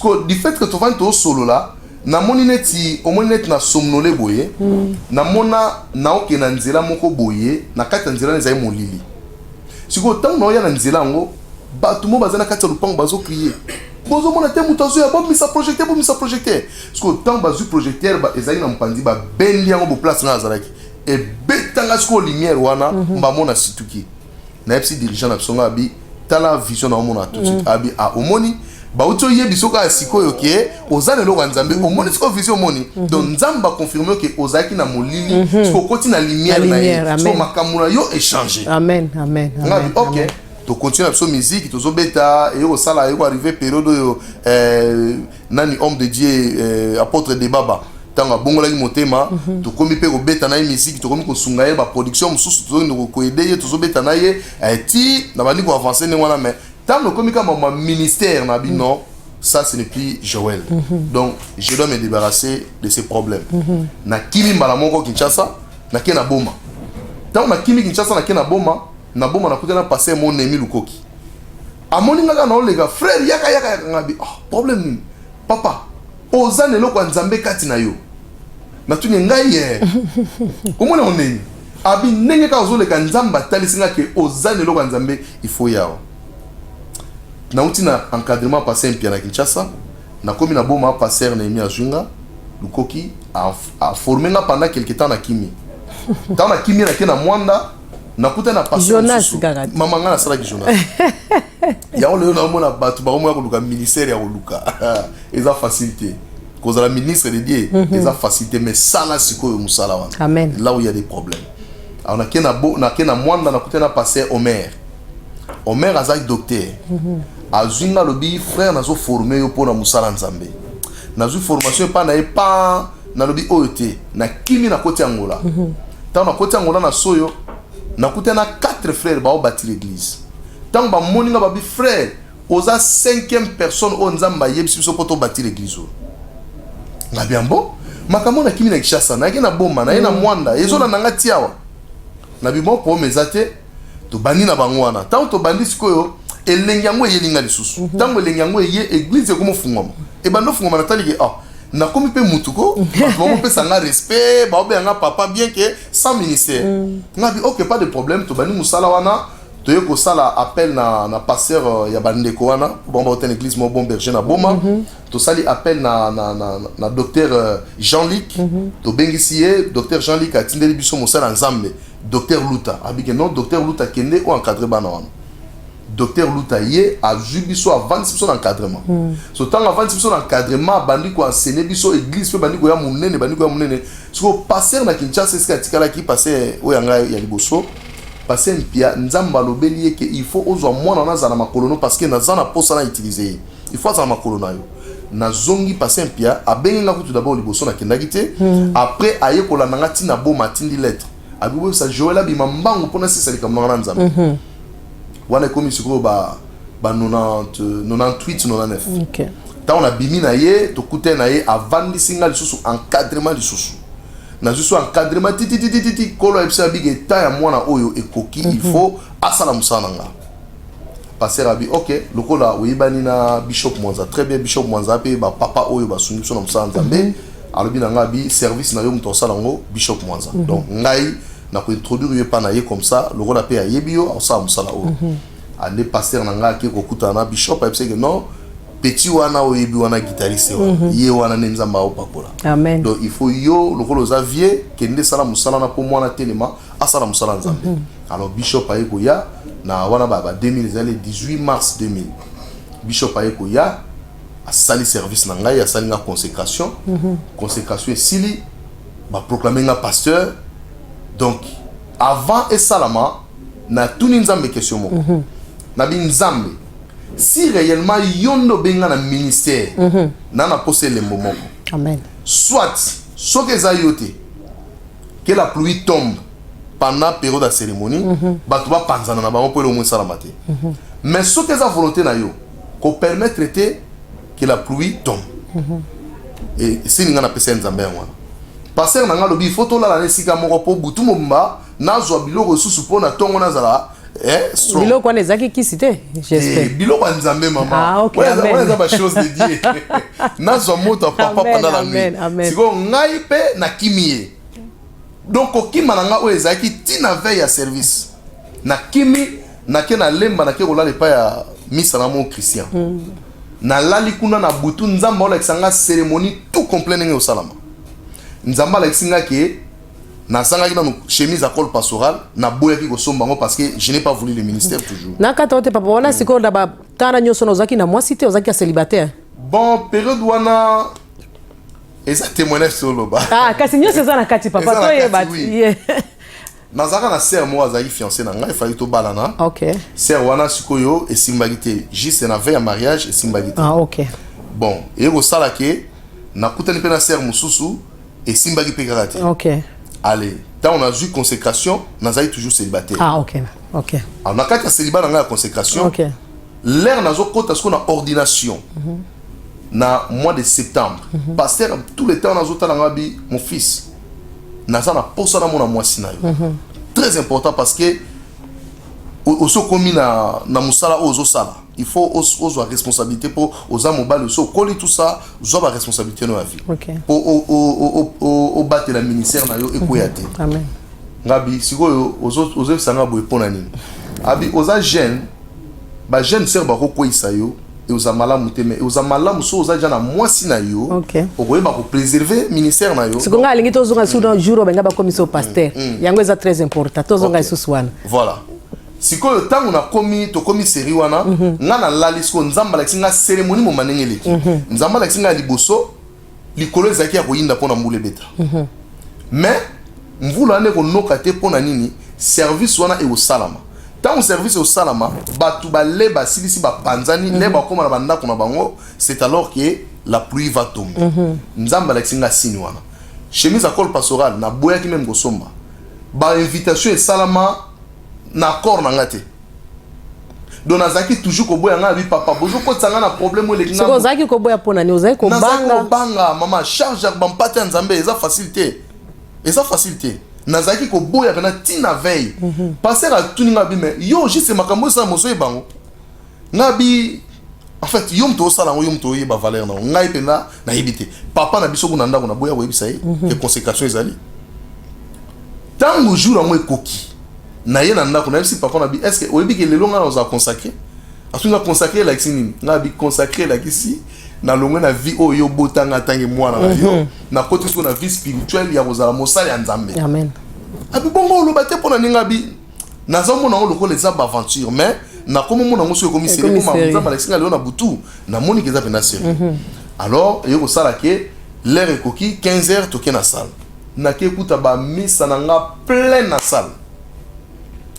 plein wana Kinshasa batu baye ebele nga pe na ye na côté sko camarade moko bona ye ba na pe azayi pasteur ye na longola chemise à col pastoral na pse longola chemise au pesanga yo zo veste nanga pesanga chemise yo ngana sala cérémonie so esili bona zone selo a pesanga chemise na lati chemise mais col pastoral na tia ngote na bombe ngoto na coin na vandi bishop abandi service pa esili abenginga tango abenginga na ye abandi koloba maloba malamu pona nga abandi ko bénir ngai a bénir nga ti esili abifuka na bondela pona yo na fukami ya sopeli nga mafuta abondeli pona nga abondeli na bandi kolela na yoki compassion na binzambe eloko na telemela ki tango mulai mais lelo kokisi yango kaka donc Jonas ifalaka ke Ninive mais ata banzela kindaki mais akomeka na Ninive donc ngape na komika na destination yango tango abondeli asilisi na telemi akainga col pastora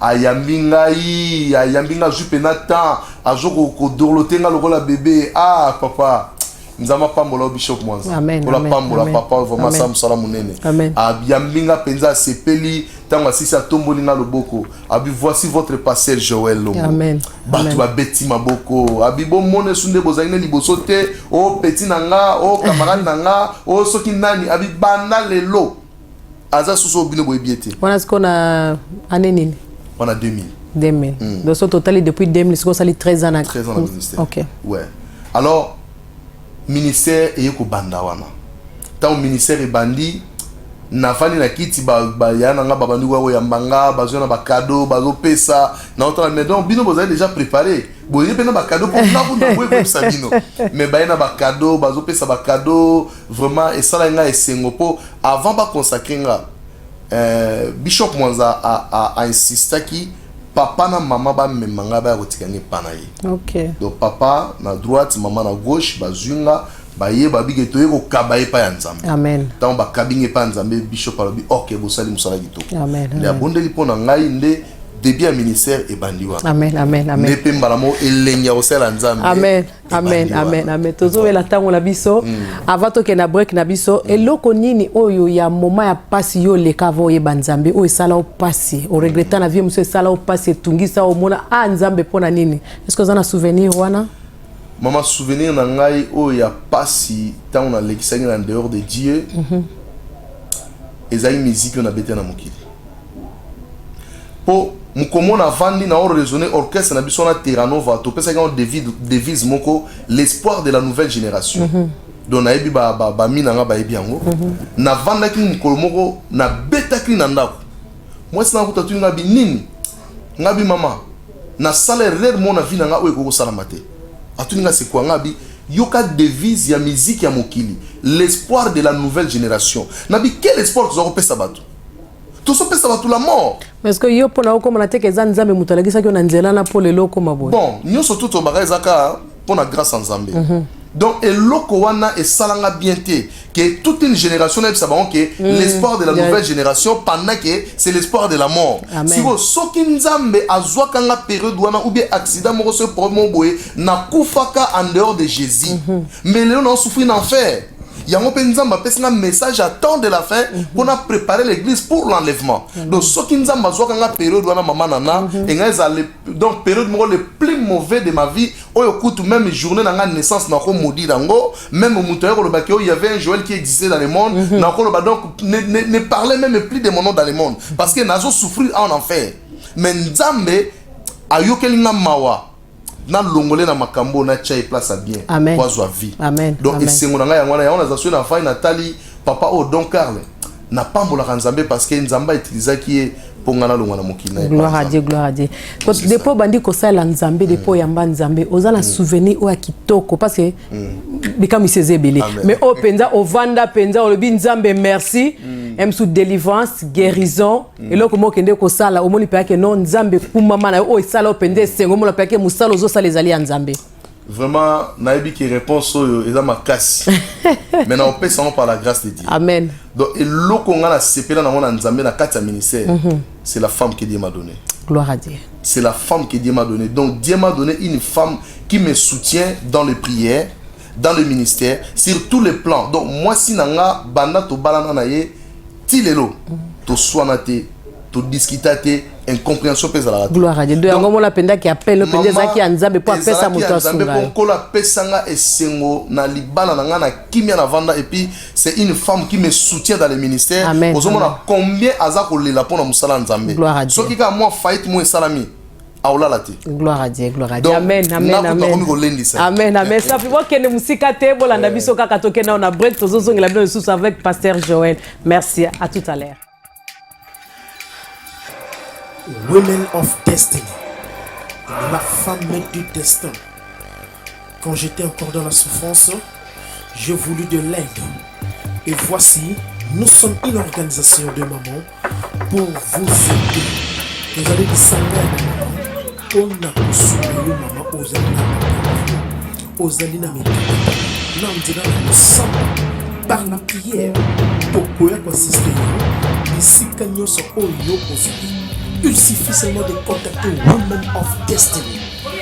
Nous sommes là dans la prière pour au bon de la 24 hours. Tu as besoin d'une prière, contactez-nous, la femme du destin. Women of Destiny.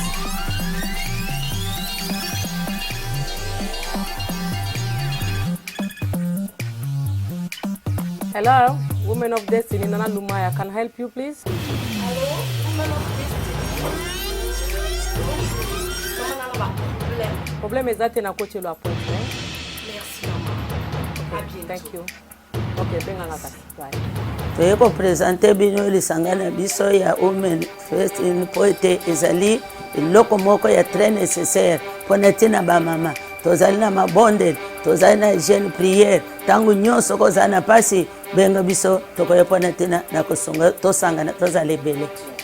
Women of Destiny is une organisation vraiment ya ba maman de tous en bino besoin ana kati équipé te aux la maman chrétienne aux la maman musulmane aux la maman sambelaka aux la maman sambelaka te tous en a besoin na yo tango ba bengi maman donc eza moisi tous en a besoin na yo awa to sanga na biso surtout pour que to travailler ensemble to la ki sa maman o azali eloko ya koyeba o yo za nango ya koyeba to bakisa na ndeko o azangi eloko ya koyeba. En tout cas na invité ba maman nyonso to o bozolanda biso na ngonga oyo maman za wapi benga biso na numéro Women of Destiny to sangana elongo po to travailler ensemble pour na lokumu ya ba maman pe pour na lokumu ya nzambe na biso.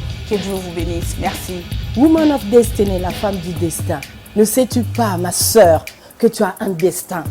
Tu as un avenir glorieux parce que Dieu t'a créé pour la gloire. Nous sommes venus ensemble ici vous inviter à nous rejoindre, à comprendre en fait qui en fait tu es. La Bible te dit que tu t'appelles Ève. Tu es la vie, tu portes la vie en toi. Nous sommes venus t'inviter ensemble afin que tu comprennes réellement qui tu es. Et au travers de cette connaissance que tu recevras au travers de Woman of Destiny, que tu puisses bien gérer ta famille, gérer ton foyer, tu puisses bien aller quelque part pour la gloire de notre Seigneur. Merci. Shalom na bandeko nyonso bazali kolanda ngai kombo na nga Sœur Nana Lumaya Woman of God na ye ko memela bino organisation na biso ya ba mama ya Women of Destiny. Women of Destiny ezali eloko ezali kosunga ba mama kati na mokili mobimba ezaka na communauté te ezali pona mama onyo so azali kobenga mamwasi tozali na ba département ebele na kati intercession ezali counseling ezali kokende kotaba bana ba hôpital na ba prison onyo so azali na problème na kati ya ndako azali welcome na kati ya Women of Destiny na mama oyo vandi oyebi kozala likabo kati na bomoi na yo okoki kobakisa ya plus na kati ya Women of Destiny ozali welcome yango tokozana esengo mingi na ba mama oyo tozali kosangana deja po toyamba bino na kati ya Women of Destiny nzamba pambola bino. Toujours na kati ya émission na biso ya Glory be to God na pasteur na biso Joël na kasi bokota la première partie au deuxième partie na biso pasteur ça va très bien maman Nana pour la resunga toujours amen question na biso mususu ezali tongi toyeba mama na biso obozali ne na ndako lelo mwasi no ya ndako bokutana na ndenge nini azalaki sœur en Christ azalaki sœur ya mokili yo mutotea ki ou bien vision ya ki na kati église babi frère nzamba la kisinga one mobile nanga ou bien pasteur aponela ki o mwasi be ba famille baponela ki o mwasi wana bokutana ki na mama ndenge nini. Merci maman Nana, la question est très importante. Bien que c'est difficile à répondre mais là facile à répondre par la grâce de Dieu. Amen. Donc sœur auto na siko yo maman Charlotte nazo na obenge siko yo maman Esther. Amen. Parce que aza la femme du roi. Amen. Kolo azolokumu parce que rencontre na ngana ezalaki ki ngana za na Kinshasa na vani na ngana Masina grand frère na ngana za na Poto pasteur Longo na Belgique azalaki parrain ya grande sœur na ye maman Elodie na papa Presta. Bon tango yo koma maman moko boyeke atinda ki bakisi mona getika na famille wana parce que ezali na mutu mo za maladi kuna na memba kisi wana na genetika. So tango na memi pe bakisi koli yango ye uti Poto na ju yango na kena ngene botika yango. Tango na komi kuna na tika koli ba yambinga kitoko famille moko très bien là. On bi na suki alelo. Baba ni ko présenter nga pe bana ke non oyo Rita ya na bango ya liboso oyo mususu Pelagie yende alandi Rita za na Poto Elodie oyo mususu Charlotte yende suka ya bana basi. Siko Charlotte oyo aza intercesseuse ayembaka nga beta guitare nazoluka ba critère ya mo no to ki kanzo to mamo esali kiki na onction tango weka intercesseur ayembaka na ki intercesseur ayembaka na moni ke na pasteur na bi mais nzambe se nga na sukeli awa so présentation o mama salaki et toucher motema nanga so tango na moni sera ye tango ba présenter ba leki na mibali nga na bi kuna eza sous problème nga na sukeli awa so na epse nga bi oyembaka lobi na yembaka nga bi bo to sana nzemo mo ya ba sister Kunda sister yeah abinga nzemo ninga bi Seigneur dans les lieux très hauts car je sais que tu es mort pour moi maman le gars abandi ko nga na zao zela ye ayemba pena ninge ba yemba na mona mutu asa na mbo Seigneur donc on dirait ami kotisi na bien à prière tant abimisi voix na eji senga bi ambo ko yemba o pezala ayembi tant asis ko yemba nga na bi OK toke na nzembo mususu toke na deuxième chanson na sireza nzembo wana kaka juro kendo tika bakisi kaka na era présentation wana na toke nzembo mususu toke so na nzembo o ya papa mona linga mingi emba ba nzembo yo frère Robert Kombo nzembo o ya kolo yo benga kingai pona suka na nzela te na pse sana nzembo wana abandi ko ma nzembo wana ngala te na bi Seigneur merci. Parce que bango ba comprendre que nga bi Seigneur merci. Directement na psi maman na bango na bi maman na posa na sola na yo. Abi na posa sola nga bi mais bana nyo soit malibanda. Problème ni. Parce que yana bango mukolo za na France ya Rita. Abi nanga pena banga bité yo lo za mukolo yo ko vana na yo mais ba nyo surtout ba bana libanda. Y compris na YPCR Charlotte. Pour tant na joie qui est na mo bengesko chouchou. De comme moi chouchou ndega tilelo. OK. Alors sikoyo na epsi maman na bigi maman na sepe na mwana nga ina bala ye ya ona ina yebisa na yo kana minute wana na minute wana na mona ke dolinga ki conversion to linga ki ute prière te na la na mabele nzamba la kisangai makambo libala za makambo foza pe violent amen so za violent te o lexangolo no pe leki e bongo za foza la nzamba loba nanu atala emso ko za pe Jezabel apesio monoko oyebi ko teya oyebi ko loba bongo po batre penza oyo moni bongo na zingolo wana mama na solo na mama na ye amen mama lobi tenga makambo na kota ngote eza makambo na bino moko bana bo traiter entre vous nga bité mama na ye pa na bino na ngite na sa elo mo boye et décourager bino mais na sa elo mo ya bien eza la propre na kimi ma na téléphone na petit grand frère na bige no famille otindinga na moni mwana moko moi si na CP na epe na yo lobi nini grand frère lobi nga soki eza blague ko sala ngote mais si c'est la réalité on doit s'engager engage-toi ngabi opesi nga porte kitoko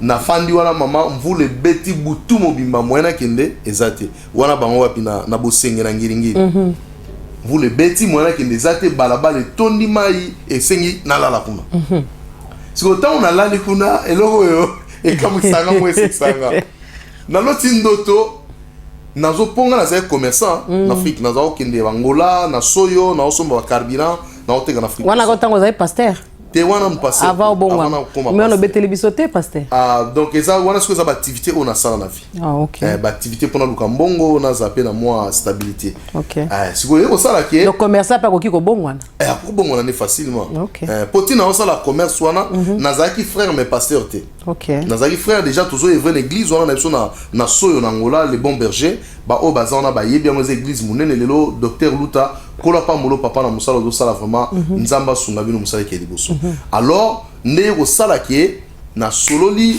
na lani na butu na yo mona vision moko boye ngai naza kozwa ba carton na cha na mutuka munene yesu atelemi azo pesa nga carton apesa nga carton nga na china ka apesa nga carton na china ka siko tongo etani to solola ki te na butu tongo etani a yesu ko to sola nae nga bisa bi c'est obi ke na kamwe atunya ni nga bi me comment na kola la peine loti yo zo edenga na ba carton na ocha na grand car po na kende voyage na moni pena oza aide semblable nanga ba mo sera lali na oseka abi yo kabino ba passer ba vision bolinga ka basi na ba vision ngabite eza na ona sansa mabete na yebiso ka ndoto nga na mais problème na ngeza nga na lingi yo alors eza ki difficile pour sera lo ba oui habito totalement na banga nzambe to ebi nzambe ngabi ne t'en fais pas wana kutu eza domaine nanga oh mais au monité yoza passer nga na ser ngabi mama passer il faut linga mwasi abala donc mwasi nanga uta likolo ta kitina se il faut na kutana mwasi na pesa pe mwa liloba te tote yaka bandimi boko yo mama na te ya te babi foze la nzamba elo mwasi te il faut la courage na makamwa amen nzamba pesa yi adam mwasi adam kizaki nzambe abina nzambe mwasi opesa kinga osomona alors nzamba pesa biso responsabilité na yo mo luka mwasi ya représenter nzambe amen alors j'ai fait ça et Joachim Mwata na jui passer na ngana mpia na bitoke po mona mwasi na olinga oyo azo pianga mutu vertige na jui passer na kenaye alinga bouger passer la kangi alinga bouger passer la kangi aletina mona wa mutalobio savana nimi lega lubina na mona prier na bi gloire au Seigneur amona nga fani gloire à Dieu c'est alors que à partir ya wana tolingani mais elo na opesa tolimi na basala nzambe pe bana nzambe mingi ko takono na kobanga nzambe na kati ya libala eza vraiment une grande bénédiction alors nzamba pesa ngai consigne moko epana ye abina nga okozala na ye bongo ti mokolo obala ye amen soki o déshonorer ye avant le mariage okozwa ye souste amen alors to démarrer qu'on a depuis 2001 ti to ko bala na ye nga na ye poto ya ye olananga to ye ko bala na 2004 c'est alors que rideau à temple ezaki déchiré en deux amen les places wana nzambe ko sunga biso pe na lelo ne tozali aboye déjà nzamba pamboli biso na bana misatu amen amen amen amen ser tango mona ka yo sengoneza kanini ayebisa ngelo moko abike papa kozanga yo na vie na nga enga ezala le plus mauvais souvenir à vie na nga elo ayebisanga kaya abipo ndenge na mona kayo wala msupo na bogaru be msupo ndenge okipaka ye be na musana nzambe be ka ndenge oseka be musuna o nzamba sala mona ka o nzamba sala kati na yo mama nana eloko na oloba peut-être pour ngam na oloba fallait ye munga oloba amen po ayebisanga lobi papa to mona basala nzambe to vana na basala nzambe to banga ko pusa babike o mosala nzambe ko pusa na te ngota musika mais na yebaka te basala nzambe basala ndenge ni so na ye ko yeba mosala nzambe nenga zalaka epana yo po makambo zo sala e olekelanga amen amen amen osomona makambo zo sala e olekelanga mwasi nanga ya ebega pona ya ebiko yemba mais nzamba sali grâce na former ye na modération na former ye na prédication donc lelo sera zoté ya même ngabo na air mona fa na bi e kaka yo mtoté ya boye donc elle se sent à l'aise à côté de moi et moi aussi je me sens à l'aise à côté d'elle donc vraiment cohésion na bonzambe dans ma casse. Amen, amen. Merci beaucoup. Ce qui Nathalie témoignage na yo nzamba pesa ki yo lindanda na ko benga ngwezali gift of God. Yes. Siko lindanda wana. Pwani kaka falo ko mapasa ko za ka musicien to yembela nzambe to betela nzambe guitare. Kola solo ko na question wana. Yango monelo na episode moment na kimaki ministère pour na linga ki yangote. Amen. Nga na ebike nkola pesi nga guitare nzoka guitare ezala ki chemin nanga et pousse nga peme na basala nzambe pour eloko nzamba tia kati nanga esa nini emoni sama. Mais cela n'exclut pas que le quoi na komi passer na tika guitare bien que na suna bata travaux na zali bosote mais na église nga mo le na obeta guitare nga mo na zo bunda na sainteté na obeta adoration na sainteté louange na obeta na guitare donc nzamba sala grâce même sainteté muto la kinga ngwazate.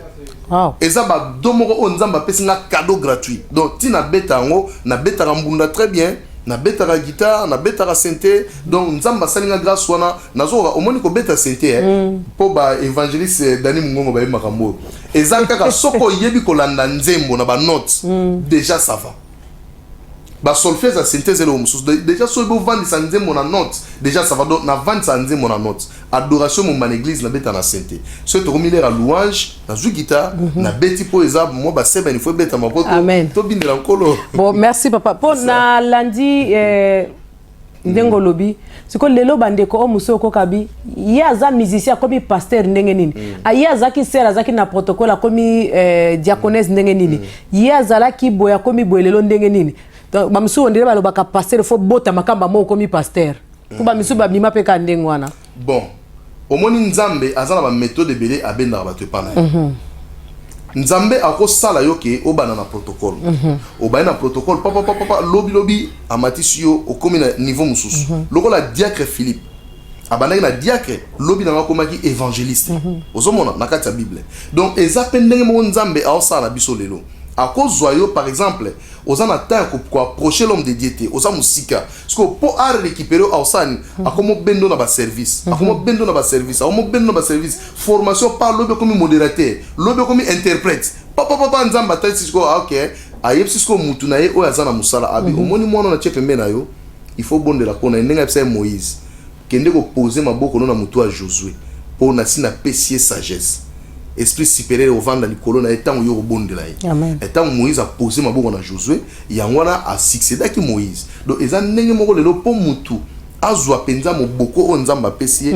il faut approcher homme de Dieu comme a pembeni na so on s'approcher comment so on a service au sein de l'église il faut passer par ba service wana yango go permettre yo opoussa na parce que au mona ke Aaron azaki na Moïse Aaron to pemé na Moïse mais Josué a compris que il faut na approcher muto po makambo nango et ya makasi au mona ke Moïse a ke na ngomba Aaron atikali mais Josué a ni Moïse na ngomba Josué atikali quelque part na montagne mais Aaron azana sia au sela batu vodor. Amen. Donc le women of destiny peut akoko mané côté liluana nzambe à côté avec facilité et sans problème. Amen. Donc maman celui qui est contre nous, celui qui est pour nous n'est pas contre nous.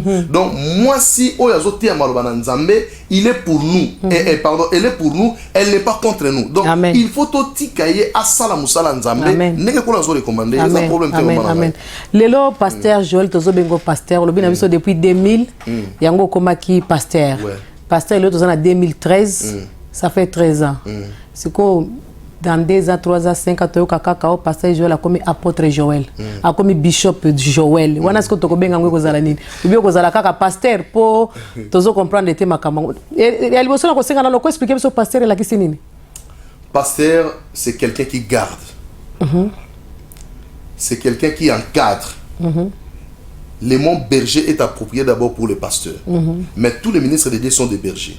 Ceux qui ont tant Joseph a présenté 5 frères n'avaient pas à Pharaon. Abi, tes serviteurs sont des bergers, comme l'étaient nos pères. Alors, tant que ceux dans Ephésiens 4 et 11, Christ a parlé sur les 5 ministères. Donc, a parlé sur les 5 bergers, chaque berger avec son ministère. berger évangéliste, berger prophète, berger pasteur, berger docteur, berger prophète et apôtre. Donc tout le monde a berger, pour nani ba berger, parce que bazan a droit, capacité, ya ko kamba ban pate nzambe. Mais moi on est approprié d'abord na pasteur. Yem to a berger, muto a na un grand cœur. Ya ko ba supporter ban pate nzambe, ko sangisa bango bazale sika moko, pe ko zongisa bango na kati ya sainte doctrine. Donc voilà les rangs des pasteurs en bref, mais ce tout là non moulay et ça moulay yangwana Isaïa bengi prince de la paix. A bengi Jésus prince de la paix où ils ont exercé ministère pastoral. Donc un pasteur c'est quelqu'un où il a zotia kimia isika kimezati. Donc attends une compréhension ngeze la pasteur au sala effort. Mais alelo ba pelisa moto na nenga mukete pasteur ki nanda kwa batu ko bongisa libala yekuta baby siri su libala batu. C'est ça manque de formalisme.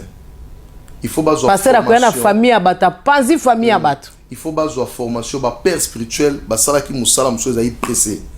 Donc au bimisa mutu po ba ke Joël na père spirituel ya pasteur kingani prophète kingani ngam na bimisa yi. Mais sans tenir compte ya ba effet oyo akosa na kati ya travail ke osala. Donc yango na ngana ministère na ngai par la grâce de Dieu pona bimisa mutu il faut nzambe na pesa nga mandat que mutu yo azana likabo kingani na chekati na yi. Donc une confirmation likolo nga moko naza convaincu nango c'est alors que na élection na formation si manango to bondeli pona au ministère mais na opeso ka ministère te boyvandi na la muki que non lelo yo komi apôtre lelo komi pasteur te ça je peux pas le faire. Et na deuxième volet opposer la question ce qui lelo na pasteur lobi to ka apôtre au bishop au prophète et loko na koloba boye parce que ezana mutu na nenga zo la ministère amen ngai na nenga zo la ministère Bible lobi na biso to tikala na esika o nzamba bengaki biso na débit par prophétie et avec l'imposition des mains. Donc prophétie bimaki Joël a pasteur. Prophétie bimaki que Joël a pasteur le mais après quelques années au coma prophète. Après au coma apôtre, après bishop, évangéliste. Dieu n'a pas dit cela. Nzamba lobi nanga Joël tu es un pasteur. Je m'arrête par là. On m'a consacré comme pasteur, ordonné comme pasteur. Je demeure pasteur jusqu'à ce que Christ revienne. Amen. Mkotomo na titre zongi tokozongi sur la plateau. Na osonga maman. Amen. Na osonga pas de problème. Amen. Amen. Tous défendre l'évangile à Christ. À part église na omoko lelo olobi okomi musali na Nzambe avant yo koma na église ya omoko ministère. Ba église boni yo leki ya ba na Nzambe osambeli ba église wapi na Kinshasa na Poto. Partout les kaki. Gloire au Seigneur. Na parcours nanga ministériel to ya chrétienté nangai. Donc na lobi ke na botama na kuta ba boti na église en Nzambe malam. OK. Na koli na église en Nzambe malam na Kinshasa.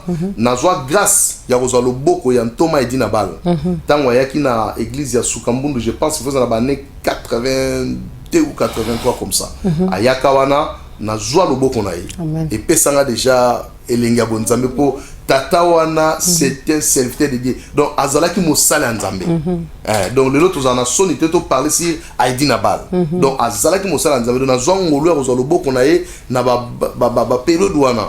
Alors après nzambe malamu tango to bandi ko kola nde siko na ye ko kende na église mususu na bana ko kende ekomaki na kendaki na ngaba na koma futa na ngaba na koma kende église ya la compassion et pas ya pasteur Marcelo Tunasi na vanda ki on a demeuré ki moi muke après na ko kende son église ta on a ko kota na Exode international wana nde so na ko kende église o ya pasteur na ngai na Christ roi et pas ya pasteur Piabungu na ko kola nde so na Christ wana place na zui encadrement ya musala nzambe na Christ roi pas pasteur Pia et jusqu'à tel point que papa na nga wana Nzambe a pas moulé parce que azwa temps ya ko former ngai azwa nga temps et puis na mona makambo ifalaki na mona o pe cause a pe que non mona pe atomboki na yake na ye mais tellement na yeba ki secret ya makambo azo salanga nazaki obligé nazaka même liboso na ye petit le nazaka toujours même liboso na ye kwa za papa ko gangelo ne loko yo kancho sali bien mais papa gangelo za mabe de photo ça omikitsa do yangwana vraiment en tout cas na bois que les ba fleur na o sala po na ngalelo les losos qui n'ont pas tapé en contact avec le Saint-Esprit, n'ont pas un message en Zambé, n'ont pas une vision, et puis n'a pas sanité maman. Et ça aussi n'a homme de Dieu moko a sunganga makasi. Prophète Daniel Kama.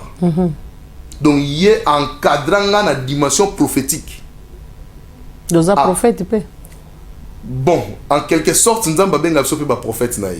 Donc, après ça, encadrement sur le plan prophétique, comment expliquer les songes? Après ça, nous sala pour nous amener grâce au bando expliquer les songes, ou expliquer la vision, ou expliquer même la prophétie. On a saint esprit mutala kisaka ngote mutunde la kisaka.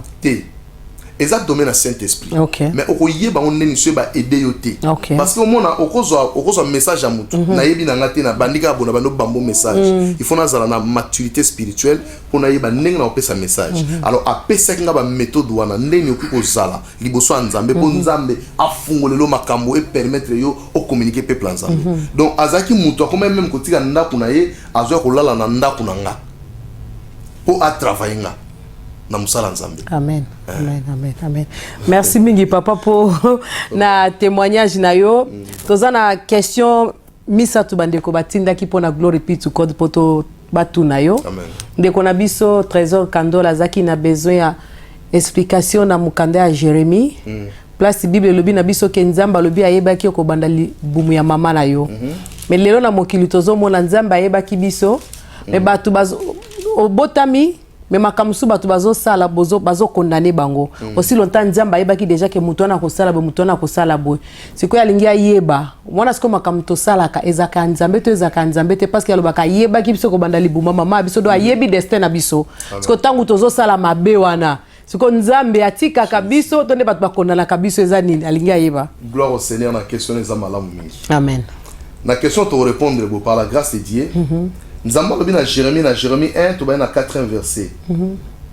La parole de l'Éternel me fit adresser en ces mots. Avant que je t'eusse formé dans le ventre de ta mère, je te connaissais. Et avant que tu fusses sorti de son sein, je t'avais consacré, je t'avais établi prophète des nations. Donc, avant Nzamba ozong sapso na éternité. Donc, avant Tobota manavi otozali, Nzambe aebaki biso na éternité. Yango na koloba exemple moko. Mama nana lelo mutu akotala yo nangolu o nzamba sali yo mutu akoloba no ke mama nana wana 20 ans. Peut-être oza pe na 20 ans. Alinya loba no ke o amona muketi ngana mukolo no poza na 20 ans. Mais est-ce que ayebi âge na yo avant ta naissance? Avant yo botama, est-ce que âge na yo nani ayebi yango? Parce que awa mutu akozo ministère te soka za na maturité spirituelle te. Alors Jérémie Nzamba sa consacré qui est après ça qui est yango parce que à mon qui est déjà grand dans l'éternité. Et tant aux obota mon seulement accomplissement au l'exasko étape vie normale nenge ezalaka tant comme na âge na yo o banda musala o ngana sina pesa yo avant obotama. C'est de même avec Jean-Baptiste.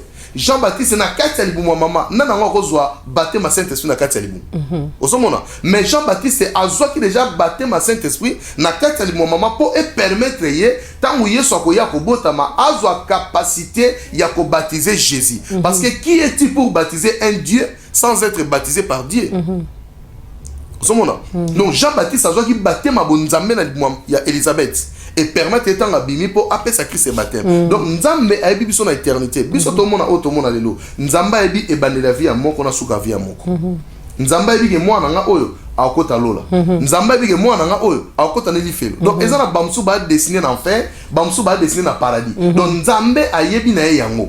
Nzamba ayeba kike péché okota na mokili. Yango apekisa arbre de la connaissance du bien et du mal. Mukobo liango bosani ni bo kufa. Mais mutaponi yango alia na ye. Tango leli we koti na mokili est-ce que nzamba lobaki te nzamba lobaki mais tellement mutu ana posa makambo amona na misu yango moni même ba défaut ezokotelo na musala nzambe pona nini et si ka vérité ezali batu bazate les gens ont besoin de voir écouter donc ba yoka ba slogan ba telemaka ba sotaka tuna ye mutu otelema osote toteini kao lo yenge po ya telema ngapé na telemi biso so to changa bongo po passer la mona ke to lela ye non amen amen amen ko sala mo ke po passer la mona ko lela mais sala ngo pour la gloire de Dieu et si que toucher au lobby amen parce que maman nana on ne dit pas amen à n'importe quel mot bon c'est muta peso malédiction muta ba munora siga a parler en langue oyo kanoté mais yo zo baka ba amen est-ce que oyebi langue azo parler et ça nzambe to nzambe pour même les sorciers bazo parler en langue. Donc biloko nyoso te fo bana nzambe bakota na connaissance nango ba yeba ke na awa na koloba men awa na koloba men. Praise God. C'est ça maman. Pourtant, on a amen, qu'il a soit ainsi. Donc, etika li bongo so. Tababi, que tu sois maudit, yo lobi amen. Mais malédiction est yo. Osomona, muto parler langue ba démon. Oye bien moti. Malamoko yo zo ba amen, muto parler en langue. Ya nzambe ezali, ya Satan pesa na lobi te yo so ba démon. Mais ya nzambe ezali, ya démon pe ezali. Nyonso biso to salaka. Diable pas salango. Biso to genaka. Diable pas genaka. To sala ba kilti na biso, diable pas ça ba kilti na ye. Makamunyo so sala o ba réunion pour l'église, avancement église. Diable pas au sala ba réunion pour la destruction église. Donc il faut tout s'attendre na makamunyo so na mwana nzambe, il faut ça la prudent. Oyeba et pas yo zali pe et lokoni no sala liboso nzambe pour vino pe la bien protégé. Amen, amen. Na kanisi ndeko na biso trésor kando la zui réponse na question na e. Ndeko na biso soki omoni ozali sacrifier na question na ote ozali libre ya kotinda lisusu question na au pasteur à répondre yo na glory be to God. Email na biso ezali website ezali www.nanalumaya.com.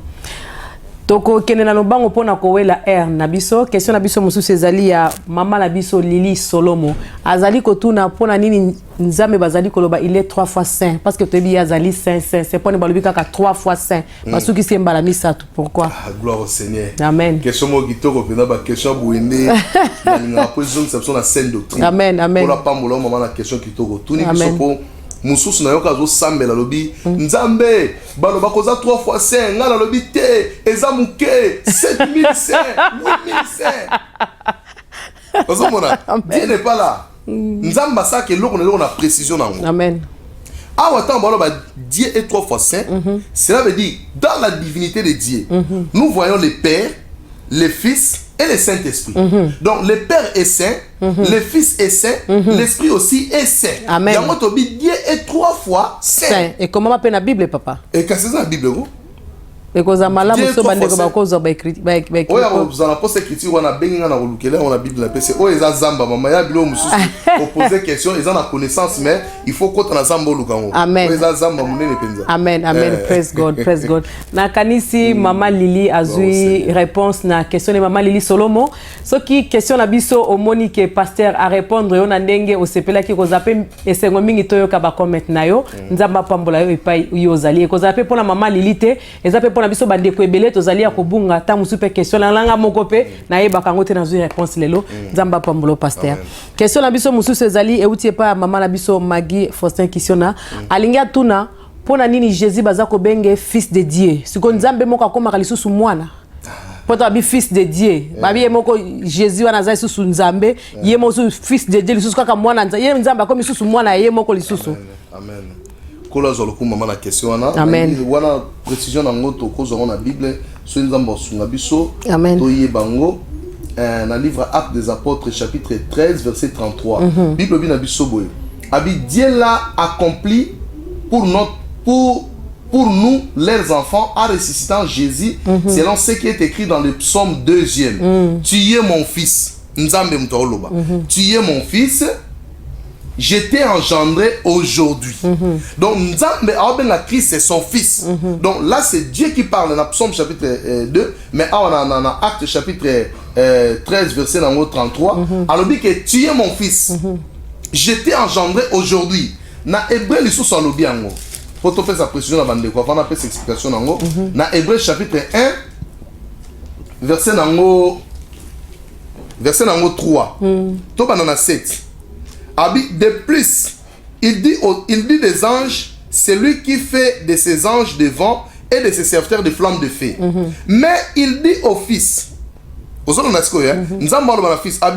ton Dieu, ton trône, ô Dieu, est éternel.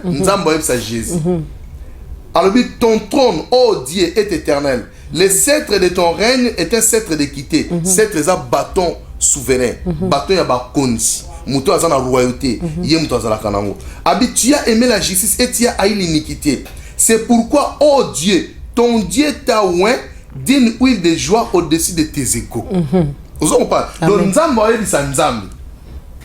Na linga verso mi. Abi Nzambe ayebi sa Nzambe abi, oh Dieu, ton Dieu t'a oint d'une huile de joie. Donc Nzambe mta lobango. Sikoyo 1 Jean 5 verset 15, yem ta clôturer. Alors bini 1 Jean 5, verset 20. Abi, nous savons aussi que le Fils de Dieu est venu et qu'il nous a donné l'intelligence pour connaître le véritable. Et nous sommes dans le véritable en son Fils Jésus-Christ. C'est lui qui est le Dieu véritable et la vie éternelle. Praise God. Praise God. Donc, yangwana, ce qui est impossible aux hommes est possible à Dieu. Est-ce que tu as expliqué? Amen. Ce qui est impossible aux hommes est possible à Dieu. Comment un Dieu peut se partager? Et dans la fin de l'homme, il y a une chose qui se passe. Nzambe a divisé Ramutu en 3. Parce que dans l'homme, nous avons le corps, âme et l'esprit. Tant que nous avons Koufa, Nzambe a divisé le Misato. Azui corps ou est poussière. Azui c'est on a poussière. Azui esprit ou est domaine na ye ou est permettre communication à Mutuna Nzambe. A longoli yango ezonge pa na ye. Troisième, ma âme. Ndesiko bo moto yango wana. So âme lokola akufaka te aza éternel. Pour avoir dans nzoto, il faut présence à esprit ezala. Lokola esprit a longo aza susute, moi âme avant dans nzoto eza susute. Siko la personne de Joël est partie, le corps est resté cadavre. Maintenant mon âme commence à vivre une vie nouvelle. Amen. Maintenant cette vie là, ce qui n'a pas été Nzambe, éternité nanga et aux amalamu na ke pakolo na ke pema.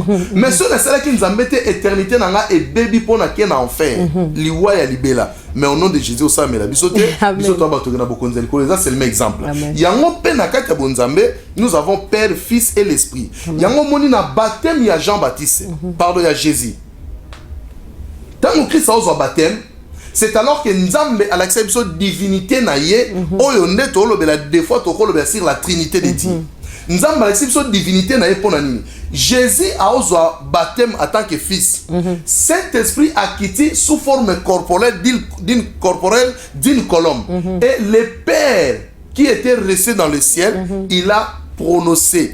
Celui-ci est mon fils. Amen. Amen. Amen. En qui j'ai mis toute mon affection. Amen. Amen. C'est le même Dieu est capable de dépiécer l'homme. Il est capable aussi de se dépiécer lui-même. Yango atindaki Christ en tant que fils ayana mokili pour racheter. Voilà pourquoi Jésus-Christ est Dieu. Jésus-Christ est l'Esprit de Dieu. Pourquoi Jésus est l'Esprit de Dieu? Parce que la Bible dit au commencement l'Esprit de Dieu s'est mouvé au-dessus des eaux. Et tant que Christ il a marché au-dessus des eaux pour confirmer les Écritures. Parce qu'il y a d'autres temps sur les Écritures. Potoko qui s'est commis en Zambé. L'esprit qui s'est mouvé au-dessus des eaux, c'est moi qui est venu maintenant en chair. C'est lui l'esprit qui s'est mouvé au-dessus des eaux. Amen, praise God. Na kanisi ser na biso magi question na zui réponse na question na e. Question na biso mususu ezali to ke na lombango parce que toza kowe la air. Ser na biso Cynthia Kams azali kotuna ndenge nini mutaki koyeba azako tambola selon volonté na Nzambe. Amen. Gloire au Seigneur. Selon la volonté de Dieu, et c'est une vie à sanctification. Or, la vie de sanctification signifie abandonner les péchés, embrasser la justice. Donc, mutuye moko, maman, nana, na koki ko kosa yo, mais na kosa conscience nangate. Amen. Na ko ebiso ke na sambela. Mais ngamo na ebike na kuku eska na zalaka. Elote. Amen. Amen. Donc, conscience ya mutu yemo we relaxé que naza na droit chemin, to naza na droit chemin. Donc, eza eloko conscience na yo makambo balobi ya Nzambe. Oya ko sala, sala. Oya ko sala te, ko sala te, mais ceux qui oya babi ko sala te, yo zo sala ngo. Cela veut dire au sano en dehors de la volonté de Dieu. Amen. Donc, amen. Conscience na yo moko ne ekolakisa yo ke na nzela malamu, to na nzela mabe. To se mba mpate l'église. Mususu ya za démon. Moussou soye a pas contribué sans Nzambe ke liboso. Moussou soye pas décourager baninga. Mais bango ne so ba mpate balati pe bilamba. Amen. Ba l'église va vandi. Mais mitema na bango moko ba yebi devoir ni be osala kati église. Donc mutu na mutu aza maître ya vie na ye, ayebi ko se juger lui-même avant que Nzamba juger. Praise God. Donc voilà. Amen. Na kanisi sisa nanga Cynthia Kam sa zui réponse na question na e. Merci vraiment pasteur na ebité so kozana likamba so ko kobisa bande ko neti ndeko mususu azali na mabunga. Tango mususu azali pe na vie oyo zalaki nango azali pe na pele ya Nzambe mais azako kanga toujours motema na e. Na kanisi babito komi na tango asuka. Ndeko azako landa biso ya mwasi to mobali conseil yoki ko pesa ye pona ko luka nzela na Nzambe. Amen. Wana na livre Matthieu balobi chercher premièrement les royaumes et la justice de Dieu. Et les restes de ces choses seront donnés par-dessus. Yango na kosenga na peuple nzambe nyonso. Dieu nous a donné le message du temps de la fin. Nous avons un message à préparer tout sur l'éternité. Koyeba vie na yo après la vie que tu passes sur cette terre. Tango leksa vie oyo vini ni okozwana sima nango. Yango tozosenga bana nzambe nyonso, papa, mama, mwana muke mukolo, mwasi to mobali. Vraiment toza ko supplier bino par les compassions de Jésus à transformer vos vies, à changer vos vies. Repentez-vous car le royaume de Dieu est proche. Lelo soki Christ est aïe. A cause la yo te ke o sala soki nini te. Soki kaka dernière trompette est sonné pas ndekonanga et sili. Et Bible lobi ke ozala en un clin d'œil. Tant kaka okangi misu ndenge to beta misu boye, o sala ngo boye tango situka batu musu bazati otikali yo moko. Ou bien yo kei ba musu batikali. Donc eza eloko moyo salama na pas même une minute. Donc ndekonangai zala prêt. Zala prêt, zala prêt. Yango tozo bénir Nzambe na émission na biso oya Glory be to God parce que émission oyo eza ko fungola connaissance sabana Nzambe lo lenge baza ko inviter ba homme de Dieu ndenge na ndenge bazo leka awa pona ko sala musala Nzambe ko loba penser en Nzambe liboso peuple Nzambe yango to supplier bino par les compassions de Dieu et Nzambe asunga bino et loko moko ya suka na ko bakisa vraiment en tout cas naza lisusu reconnaissant makasi mama nana na journée à lelo na invitation à lelo vraiment Nzambe apambola lisusu makasi et musala oyo kende liboso ainsi que notre bien-aimé Oazaki na sima caméra évangéliste Dani Mungonga chemin des artistes polo apambola bino mingi vraiment na pesi JKM Mbambote na pesi église Christ roi na Kinshasa Mbote na pesi bande konoso mbote et bientôt tous en a celui la sika les offres na dagenam par la grâce de Dieu to repesa la précision nyonso dès que makamune se rozala bien accompli. Gloire à Dieu. Merci pasteur. Merci vraiment pasteur Joël Nzamba Pambola yo. Merci pour na kondima penza invitation na biso. Et puis na kanisi to pamba mi makasi mingi vraiment na glory be to God na témoignage no na mukona lelo. Bande ko ope bakolanda yango na kanisi Nzamba ko sunga bango po toza na bezo to yeba basali na Nzambe bazali banani. Po lelo pe na kolukana ba témoignage ya papa abotaki ngala mama famille na bango ba utaki wapi. Yango vraiment Nzamba zo lokumu apambola yo. Na ko senga merci mingi na cameraman na ngai ya biso ba na Nzambe. Nzamba Pambola pende évangéliste Dani na musala zali ko sala et puis ba bizu ya mingi na famille nanga Lumaya baleki nanga bande kolanga ba mama langa Nzamba Pambola bino ba bizu ya trona Claudia Bakisa Cynthia Kam c'est Trésor Candon ndekolanga et Christian Ize Nzamba Pambola openza na ba nanga na lingaka mingi bisous au revoir.